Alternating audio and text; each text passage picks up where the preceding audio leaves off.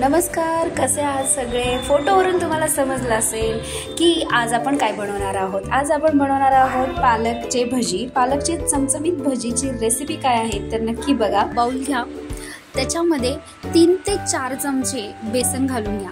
जास्त आपण क्वांटिटीमध्ये नाही बनवत आहे, 8 ते 10 आपल्याला पालक भजी बनवायचे आहेत आणि नंतर आपण ओव्याची भजीही करणार आहोत। त्याचीही रेसिपी मी टाकते, तुम्ही नक्की बघा। तुम्हाला आवडली तर पुढे शेअर करा, कमेंट करा आणि माझ्या चॅनलला सबस्क्राइब करायला बिलकुल विसरू नका। सबस्क्राइबही करा। त्याच्यानंतर त्याच्यामध्ये चिमूटभर हळद घालून घ्यायची। 4 चमचे पीठ घेतले, त्याच्यामध्ये चिमूटभर हळद घातली आणि ह्याच्यामध्ये थोडेसे जिरे, 1 छोटा चमचा जिरे, टेस्ट खूप छान लागते म्हणून। आणि त्यानंतर आपण त्याच्यामध्ये घालणार आहोत तिखट। जर तुम्हाला हिरव्या मिरच्या टाकून जर करायचं असेल, मिक्सरला बारीक करून तुम्ही त्याच्यात टाकू शकता, पण आपल्याकडे एवढा वेळ नाही, भजी खायचे इन्स्टंट आपल्याला, तर आपण त्याच्यामध्ये लाल तिखट किंवा घरातलं काळं तिखट हे तुम्ही त्याच्यामध्ये घालू शकता।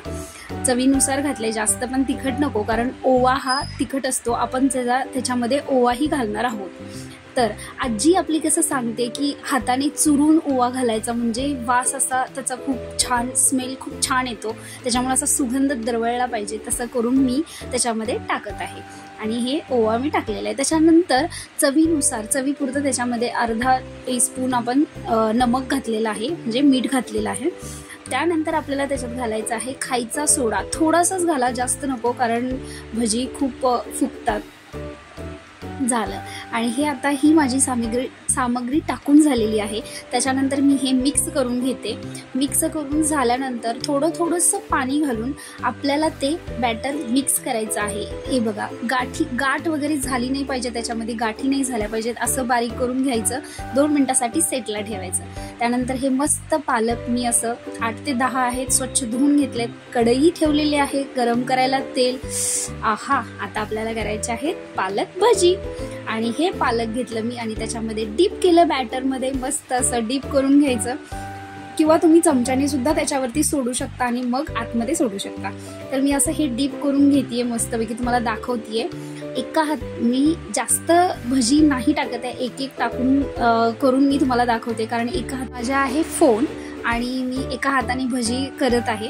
तर स्ट्रगलिंग ॲक्टर्स ॲक्ट्रेस जसं असतात तसं मी यूट्यूब क्रिएटर आहे, स्ट्रगलिंग। तर ठीक आहे, काही हरकत नाही, मी असं एक बनवून तुम्हाला दाखवते। मस्त असं डीप करा, वाव, मस्त असा सुगंध सर्वत्र घरामध्ये दरवळलेला आहे। कधी एकदा खाती असं झालेलं आहे। आहा, मस्त असं तळून घ्या आणि त्याच्यानंतर मिरची सुद्धा तळून घ्यायची आणि असं झालेलं आहे। आणि हे असं मी सर्व केलेलं आहे डिशमध्ये मिरची सोबत। मस्त खाऊन घ्या।